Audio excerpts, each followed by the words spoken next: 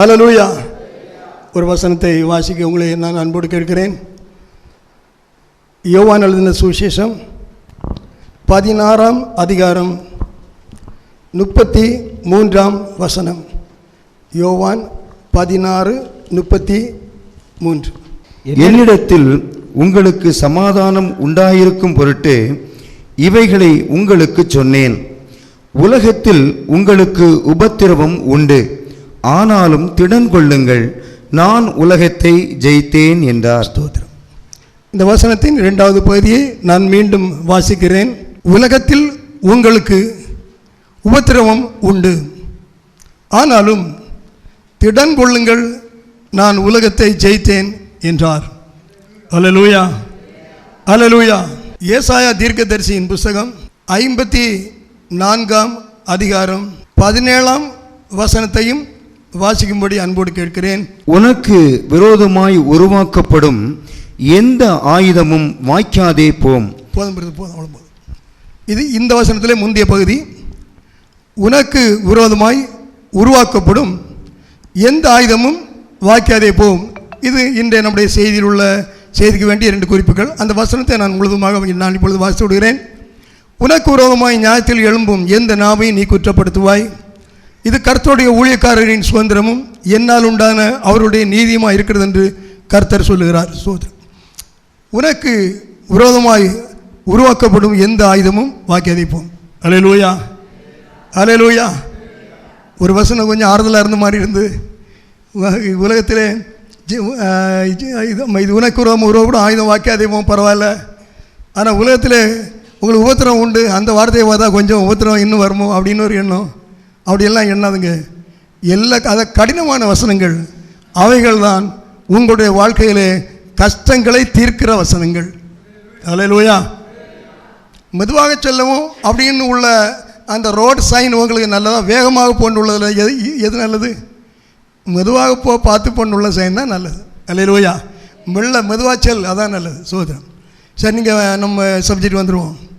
இந்த நாளில் கர்த்தர் அவர் விரும்புகிற வார்த்தைகளை தட்டுனா நான் எப்போவும் ஜெபம் பண்ணுவேன். அதனால் சில வேளைகளில் சில இடையூறுகளை நான் உணர்கிறேன். ஆயினும் கர்த்தர் நம்மை சரியாய் நடத்துகிறார் என்று நான் நம்புகிறேன். அல்லேலூயா, அல்லேலூயா. முதல்ல, உலகத்திலே உங்களுக்கு உபத்திரவம் உண்டு, ஆனாலும் திடன் கொள்ளுங்கள், நான் உலகத்தை ஜெயித்தேன். ஸ்தோத்திரம். 2வது, உனக்கு விரோதமாய் உருவாக்கப்படும் எந்த ஆயுதமும் வாய்க்காதே போகும். ஆமென். ஆக ஒரு ஆயுதம் உருவாக்கப்படுகிறது, பாடுகளும் ஒரு பக்கம் இருக்கிறது, ஆயுதங்களும் உருவாக்கப்படுகிறது. நாம் ஆவிக்குரிய வசனங்களை, ஆவிக்குரிய சில குறிப்புகளை மிக ஜாக்கிரதையாய், அமைதியாய், பொறுமையாய், நிதானமாய் நாம் எடுத்துக்கொள்ளாவிட்டால் நாம் வஞ்சிக்கப்படுவோம் என்பது ஒரு நிச்சயமான காரியம். ஏன்னா ஆவியானவர் நம்மோடு பேச ஆயத்தமாகிவிட்டாலே உடனே சாத்தான் வந்து ரெடியாக நிற்பான். எப்பயாவது ஒன்று சொல்ல முடியுமா? அல்லது ஆவியானவர் ஏற்கனவே உங்களோடு பேசியிருக்கிறார் சில காரியங்களை என்றிருக்குமானால் அதை குறித்து இன்னொரு காரியங்களை பேச சாத்தான் 2வது ஏவாளிடம் அவன் சென்றது போல நம்மிடம் அவன் வருவான். சோதரம். அல்லது ஆவியானவர் தேவன் நம்மோடு ஏதோ ஒரு காரியத்தை செய்ய சொல்லுகிறார் அல்ல சொல்ல போகிறார் என்றிருக்குமானால் அப்போதும் சாத்தான் அதுக்கு முன்னாலே வந்து நம்மோடு பேசலாம். இதெல்லாம் நம்ம அது ஆவிக்குரிய ஞானத்தோடும் விவேகத்தோடும் நாம் இருக்கணும்னு உள்ள ஒரு காரியம். சரி, இந்த வசனத்தில் அந்த உனக்கு விரோதமாக உருவாக்கப்படும் ஆயுதங்கள். ஸ்தோத்திரம். அந்த ஆயுதம்னு உள்ள வார்த்தை நம்ம எல்லாம் தெரியும். ஆயுதம் பல காரியங்கள் பயன்படுத்தும். அப்போ நமக்கு எதிராக உருவாக்கப்படுகிற ஒரு ஆயுதம், பல ஆயுதங்கள் உருவாக்கப்படுகிறது. சாத்தான் பல ஆயுதங்களை உருவாக்குகிறான். அதில் ஒன்று இங்கே சொல்லப்பட்ட விரோதமான ஒரு ஆயுதங்கள். இந்த விரோதமாக இந்த ஆயுதம் வந்து 2 விதங்களில், பல விதங்கள் இருக்குது. இப்போ 2 விதங்களை சொல்கிறேன் நான். ரெண்டு விதம் அல்லது ஒரு 3 விதங்கள். ஒன்று பாடுகளின் ஆயுதம். சில பாடுகளை அதிகமாக கொண்டு வந்து எப்படியாவது ஒரு சோர்வு, நான் நல்லது தானே நான் செய்தேன், நான் தப்பே செய்யலையே, பிறகு ஏன் பாடு, இப்படி சில கேள்வி, இப்படி சில அசதி. மற்றவங்களை பார்க்கும்போது நல்லா இருப்பாங்க. அது இந்த 73 சங்கீதத்தில் அது கொஞ்சம் வித்தியாசமாக இருக்கும். ஆனால் எனக்கு மட்டும் அவங்களாம் நல்லா இருக்காங்க, ஆண்டவர் அறியாதவங்க நல்லா இருக்கிறாங்க, எனக்கு மட்டும் ஏன் இந்த பாடு அப்படின்ல சில சோர்வு இதெல்லாம் வரும். ஆண்டவர் அறியாதவங்க பலர் ஏன் நல்லா இருக்காங்க உள்ள தெரியுமா? உங்களுக்கு ரகசியம் தெரியுமா? தெரியாதோ? ஒன்று புரிஞ்சுடுங்க, ஆண்டவருக்கு எல்லாருமே அவருடைய பிள்ளைகள் தான். அல்லேலூயா. ஒருவனுக்கு 2 குமாரர் இருந்தார்கள், ஒருவன் இளையகுமாரன், ஒரு மூத்த, அதுபோல் எல்லாருமே அவருடைய பிள்ளைகள் தான். ஒன்று, அதில் 3 விதமாக சொல்கிறேன், நான் தான் சரியாக இருக்கும்.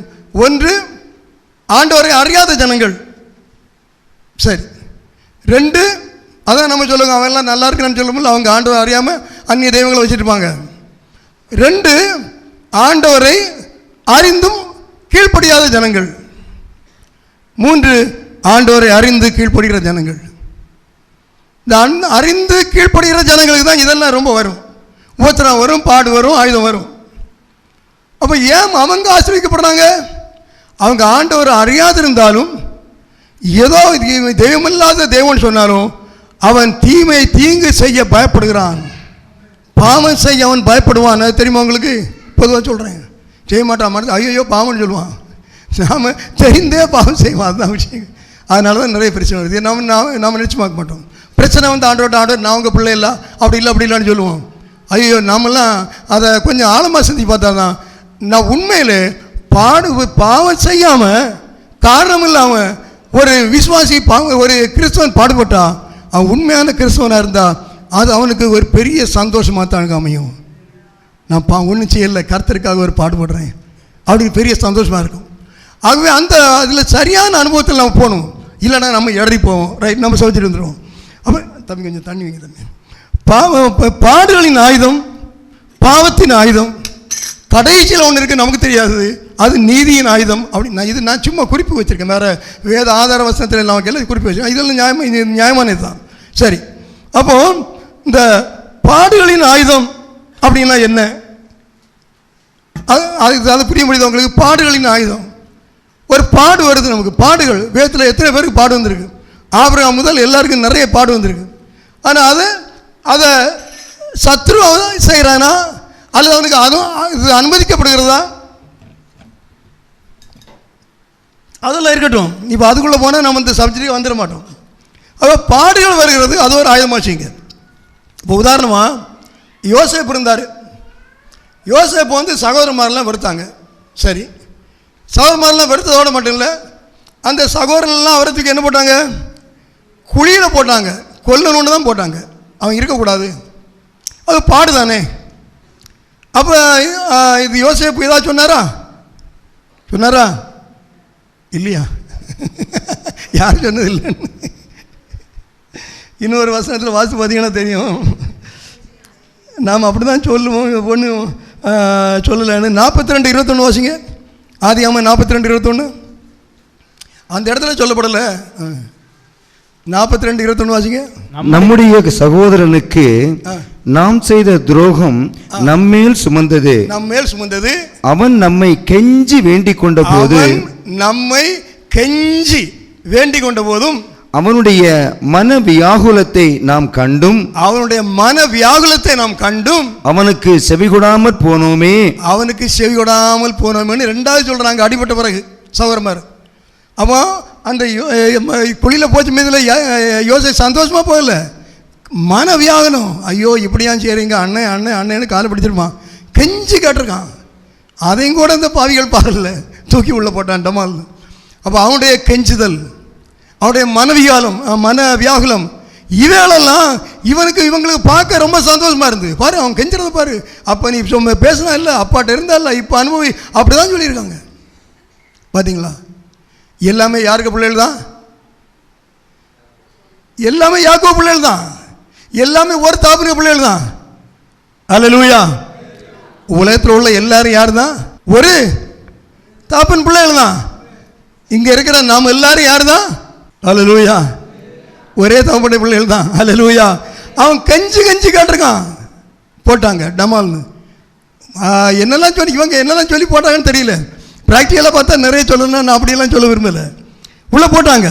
அப்போ பாடுகள், அவன் உள்ளே போய் விழுந்துட்டு என்ன யோசித்தானோ எப்படி இருந்திருப்பானோ அதெல்லாம் சொல்லப்படலை. ஏன்னா சொல்லக்குள்ள காரியம் கிடையாது, அவ்வளோ வேதனை.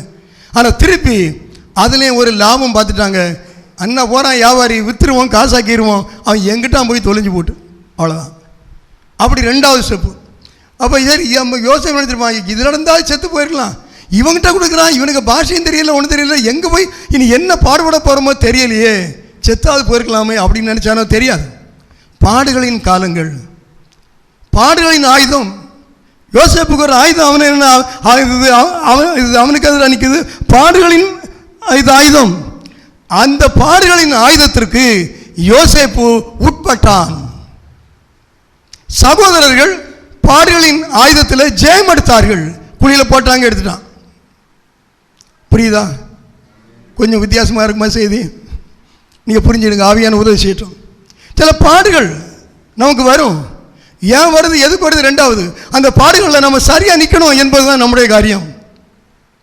ஆனால் நம்ம சரியாக நிற்கிறோமா என்னன்னு பார்க்க மாட்டோம், ஏன் உள்ள கேள்வியில் நிற்போம். இயேசு கிறிஸ்துவே ஏன்னு கேட்கல, ஒருத்தருமே ஏன்னு கேட்கல. ஆனால் நாம் மட்டும் ஏன்னு கேட்டால் சில தவறான பாதைக்கு போயிடுவோம். கர்த்தருடைய சமூகத்தில் அமர்வோம். அல்லேலூயா. கர்த்தருடைய சமூகத்தில் அமர்ந்தால் நமக்கு வேண்டியதை அவர் நம்மோடு பேசுவார், நமக்கு வேண்டிய பலனை அவர் தருவார். நல்லா சொல்கிற பாருங்க, விளங்காத, நிற்க முடியாத, புரிஞ்சிக்க முடியாத சில சூழ்நிலைகள், பாடுகள் வரும்போது வேற வழியே இருக்காது. எந்த மனுஷனும் வேண்டியவங்க வேண்டிய கூட உதவி வரமாட்டாங்க, யாரையும் தப்பு நினைக்க கூடாது, நாம வர முடியாது, அப்படி இருக்கும் பாடு. ஆனால் அந்த நேரத்தில் ஆண்டோடைய சமூகத்தில் உட்காருங்க, நீங்கள் ரொம்ப நெருக்கம் ஆண்டவரை காண்பீங்க. அல்லேலூயா. அல்லது 1 மணிக்கு 5 மணிக்கு ஒரு ஜெபம் பண்ணாலும் தேவ பிரசன்னத்தை முழுமையாக உணர முடியாது.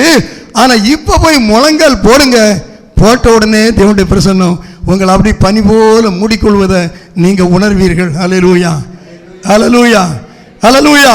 அதுதான் ஐயா பாடினாரு, பாடுகள் அனுபவிப்பேன் பரலோக தேவனிக்காய். ஆனால் இன்னைக்குள்ள சபை உபதேசங்கள்லாம் பாடுகள் இருக்கக்கூடாதுன்னு அதை பற்றி எனக்கு ஒன்றுமே தெரியாது. அல்லேலூயா. அந்த உபதேசம் அப்படின்னு தெரியாது. ஆனால் வேதம் பாடுகள் கட்டாயம் வேணும் அதுதான் சொல்லுது.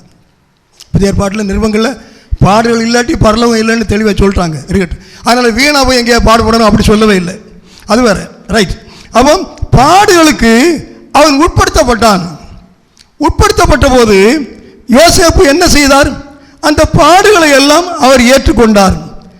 யோசேப்பு தோத்துட்டாரு, குழியில் விழுந்துட்டாரு, அங்கே யாவற்றை கொடுத்துட்டாங்க, போயிட்டாரு, அந்நிய தேசத்துக்கு போயிட்டாரு. என்ன நடக்குன்னு தெரியல. காற்று இந்த இது பஞ்சு காற்றில் தூசி அடிபட்டு போகிறது போல போயிட்டே இருக்கு. எங்கே போய் விழுமோ, கடலில் விழுமோ, தண்ணியில் வருமோ, அக்கினியில் விழுமோ தெரியாது. அப்படியே காற்று போக்கில் போனது போல போயிட்டு இருக்காரு. அல்லேலூயா. சகோதரர்கள் ஜெயித்தார்கள். அல்லேலூயா. பாடுகளின் ஒரு ஆயுதம், பாடுகளின் ஆயுதம் யோசேப்பை இன்னும் தொடருது. அது இருக்கு, 2வது இருக்கு. அடுத்து பாருங்க, இன்னொரு ஆயுதம் உண்டு சத்துரு கொண்டு வருது, பாவத்தின் ஆயுதம் அப்படின்னு நான் சொல்கிறேன். நீங்கள் எங்கே பைபிளில் பாவத்தினான்னு சொல்லியிருக்கான்னு என்கிட்ட கேட்டுறாதுங்க. பாவத்தின் சத்துரு கொண்டு வரது ஒரு பாடுகளை கொண்டு நம்மளை போராடுவான். அடுத்து பாவத்தை கொண்டு போராடுவான். பாடுகளை கொண்டு போராடியாச்சு.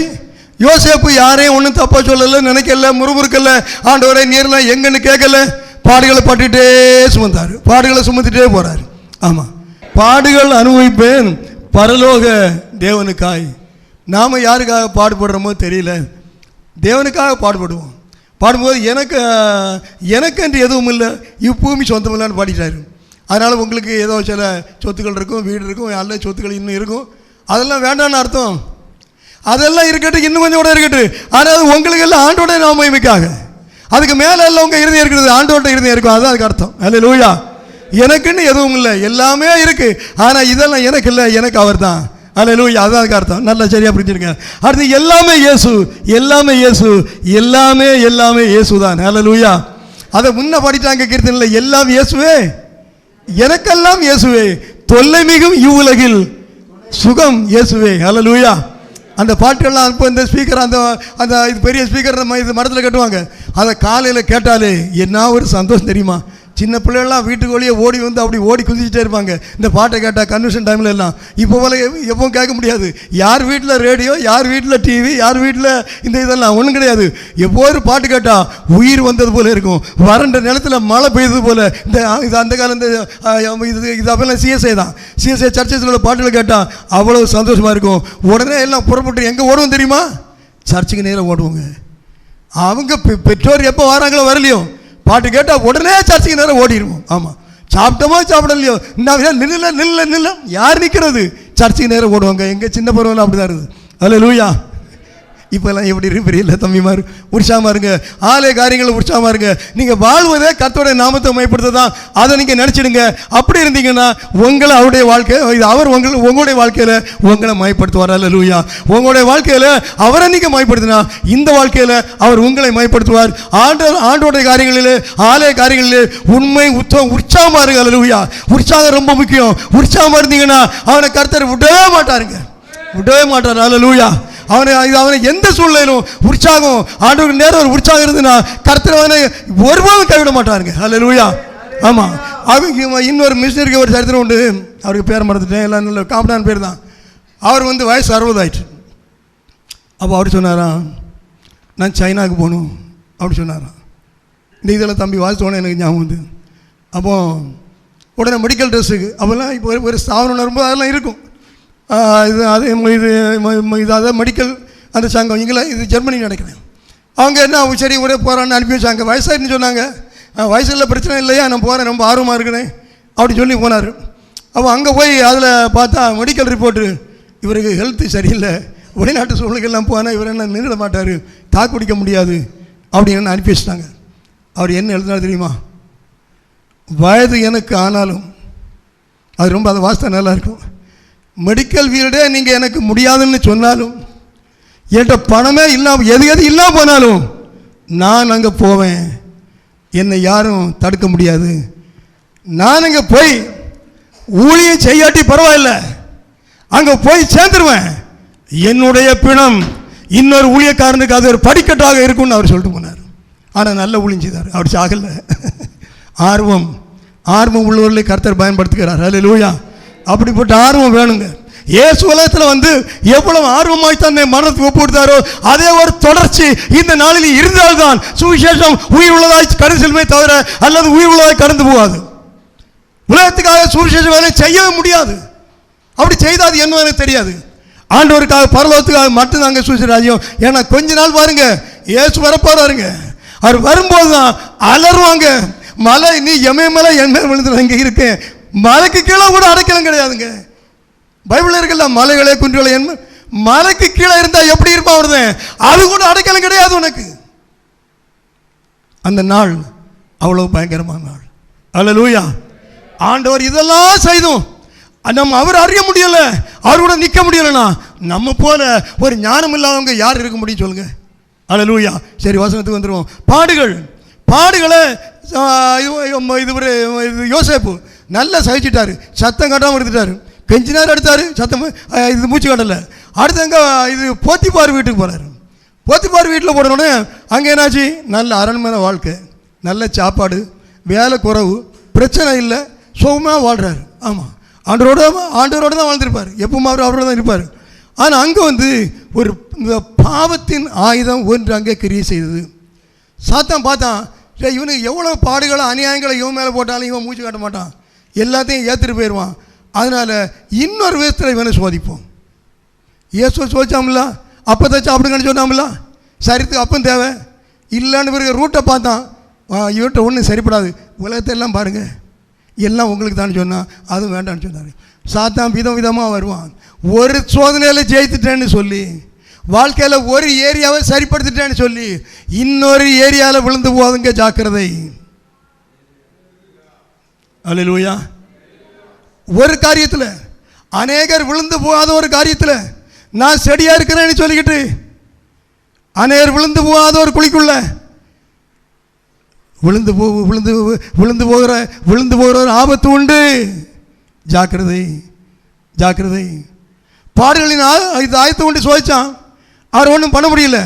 ஒரு பாவத்தின் ஆயுதம், நீ அதுக்கெல்லாம் மசிய மாட்டால, வா பசுமா வா, இங்கே ஒரு பாவத்தின் ஆயுதம் வருது.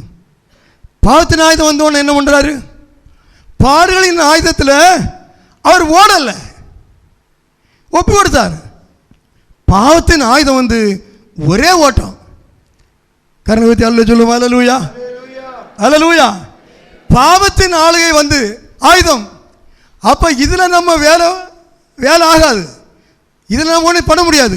ஒரே ஓட்டம் தான், ஒரே ஓட்டம். எங்கே வர ஓடினார், சிறைச்சாலைக்குள்ள வேற ஓடிட்டா இருப்பான் பாவம். ஓடின ஓட்டம் எங்கே போய் நின்று? சிறைச்சாலை போய் நின்று. ரைட்,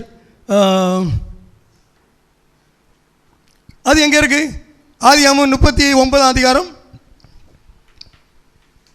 20 நானே வாசிக்கிறேன். ஆதியாகமம் 39:20. அதில் சொல்லப்பட்டிருக்கு, யோசேப்பின் எஜமான் அவனை பிடித்து ராஜாவின் கட்டளையால் காவலில் வைக்கப்பட்டவர்கள் இருக்கும் சிறைச்சாலையில் அவனை ஒப்புவித்தான். அந்த சிறைச்சாலையில் அவன் இருந்தான். அந்த சிறைச்சாலையில் அவன் இருந்தான். அந்த சிறைச்சாலையில் சொல்லுங்களேன், அவன் இருந்தான். அந்த சிறைச்சாலையில் நீங்க கவனிக்கணும், அதுக்காக தான் மீண்டும் மீண்டும் சொல்றேன், அவன் இருந்தான். அடுத்த வசனம், கர்த்தரோ கர்த்தரோ யாந்தரோ கர்த்தர் ஞாபகம் கர்த்தரோ. புரியுதா? அந்த தமிழ்நாடு புரியுதா? அல்லேலூயா. இது கர்த்தர் வாசிப்பார். கர்த்தரோ யோசேப்போட இருந்தார். எவ்வளவு நல்லா இருக்கு பார்த்தீங்களா? அவன் சிறையில் இருந்தான். கர்த்தரோ யோசேப்போட இருந்தார். ஆவிக்குரிய ஆழங்களை மட்டுமல்ல, ஆவிக்குரிய அலங்காரங்களை மட்டுமல்ல, ஆவிக்குரிய அழகுகளின் மேன்மைகளை எண்ணி அப்படியே இருக்க வேண்டிய ஒரு இடங்கள் இவைகள் எல்லாம். சமயம் நம்மை தடுக்காது, காரியங்கள் நம்மை தடுக்காது, பசி நம்மை அழைக்காது, தூக்கம் நம்மை பலவந்தப்படுத்தாது. அப்படியே இருக்க வேண்டிய இடங்கள், நம்மை இருத்த அதிகாரம் உள்ள இடங்கள் இவைகள். அவன் சிறைச்சாலையில் இருந்தான், கர்த்தரோ அவனோட இருந்தார். ஹல்லேலூயா, ஹல்லேலூயா, ஹல்லேலூயா. நானும் குறிப்பாக சொல்கிறேன், என்ன ஏதாவது என்ன பற்றி சொல்ல நினைச்சாங்க. இந்த இது யோவான் 17 அதிகாரத்தில் 2 வசனங்களை 40 நாட்களில் அது மேலே என் கை வச்சு ஜோம் பண்ணுவேன். ஆண்டவரே இந்த அனுபவத்தில் என்ன நீங்கள் கொண்டு வாங்க. ஆனால் இப்போ விட கிடச்சிட்டு, இப்போ அதுக்கு பதில் கிடச்சிட்டு. கர்த்தர் நம்மோட என்னோட இருக்கணும்னா நான் என்ன செய்யணும்? சிறைச்சாலையில் இருக்கணும். சிறைச்சாலையில் இருக்கணும். எப்படி சிறைச்சாலைக்கு வரணும்? பாவத்தின் அந்த ஆயுதத்தினால வெட்டப்படாமல் வரணும். வெட்டப்பட்டு வரக்கூடாது. பாவத்தின் அதிகாரத்தான், பாவத்தின் ஆயுதம் தானே. பாவத்தின் ஆயுதத்தினால வெட்டப்பட்டு வரணும்னா என்ன? அதில்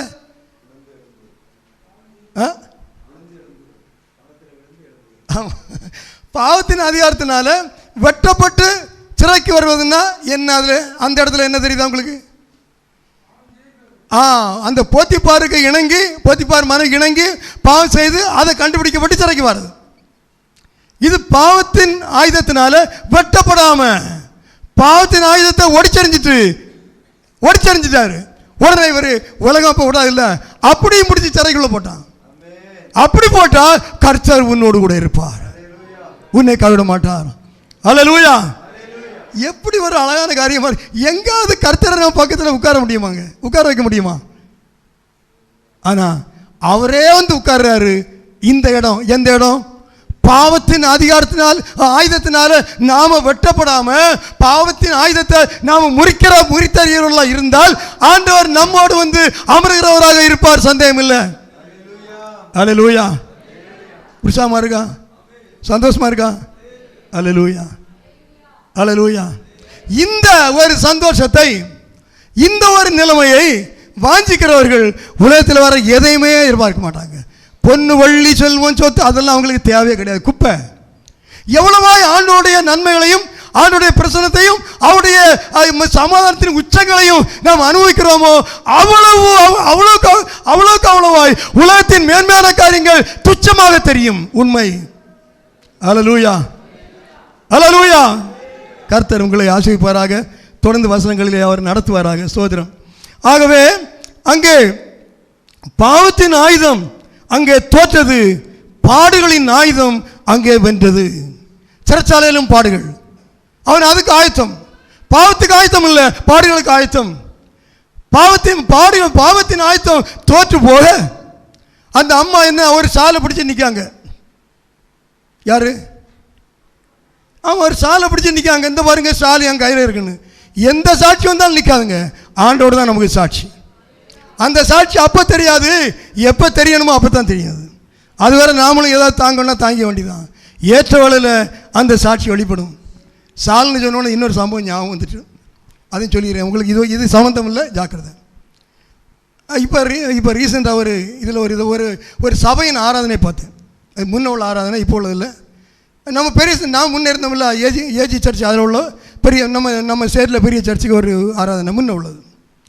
அதில் என்னென்னா, அதாவது நமக்கு வெளிச்சம், நான் உலகத்துக்கு வெளிச்சமாக இருக்கிறேன்னு சொன்னார். கர்த்தர் வெளிச்சம், நானே வழியும் அவர் தான், ஒளியும் அவர் தான். நான் உலகத்துக்கு ஒளியாக இருக்கிறேன். வெளிச்சம் கர்த்தருடைய இன்னொரு அந்த பிரசன்டேஷன் வெளிச்சம்.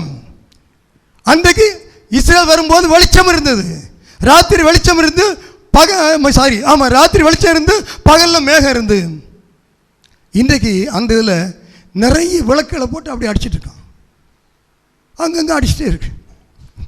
எனக்கு புரிய, நான் இந்த விளக்கை தான் பார்த்துருக்கேன். ஏன்னா எங்கேருந்து அடிக்குது, அங்கேருந்து ஒன்று அடிக்குது, இங்கேருந்து ஒன்று அடிக்குது, இங்கேருந்து ஒன்று அடிக்குது. அடாடாடா, எதில் ஒரு சர்ச்சு, நம்ம ஆவிக்குரிய சர்ச்சு, பெரிய சர்ச்சு, அந்த ஒரு ஃபங்க்ஷனில் ஆராதனை இல்லை.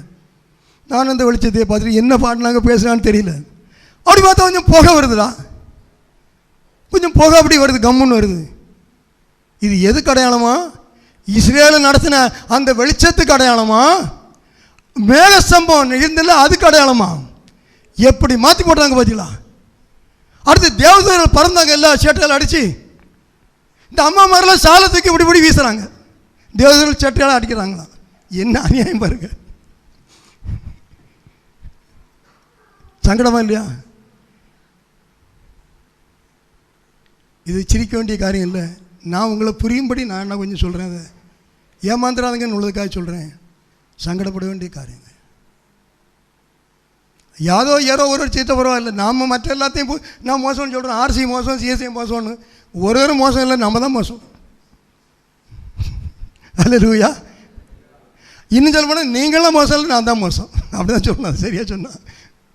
கர்த்தர் நல்லவர், நம்மை சரியாக நடத்துவாராக.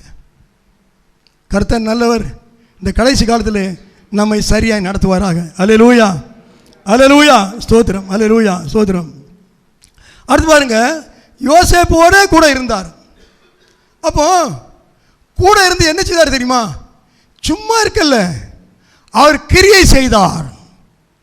அங்குள்ள தலைவனை கூப்பிட்டாரு, இது தம்பிங்கப்பா, யோசேப்பு நல்லா நடத்தணும்னா யோசேப்புக்கு நல்ல ஞானத்தை கொடுத்துட்டாரு. ஆண்டவரே நல்லா நடத்தணுவேன். அங்கே சில விசாரிப்பெல்லாம் இப்போ என்ன, யார்? யோசேப்பு தான். யோசேப்பு தான் ரொம்ப அழகாக விசாரிச்சுட்டு இருக்கிறாரு. ரைட்.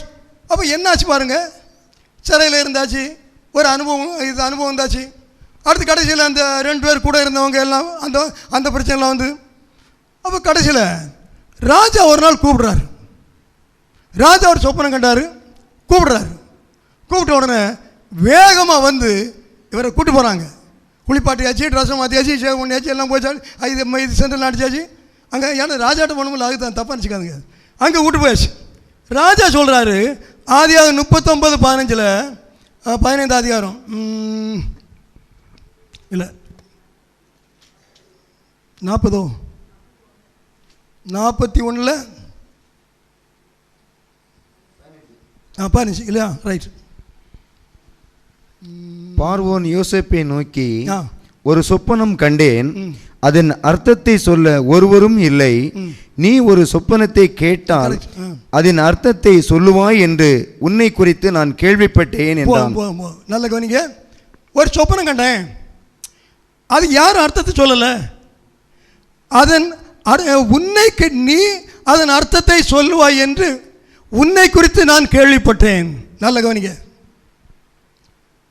சொப்பனம் கண்ட அர்த்தத்தை யாருமே எனக்கு சொல்ல முடியல, நீ அதன் அர்த்தத்தை சொல்லுவாய் என்று உன்னை குறித்து நான் கேள்விப்பட்டேன். அப்படிதானே இருக்கு? உன்னை குறித்து நான் கேள்விப்பட்டேன்.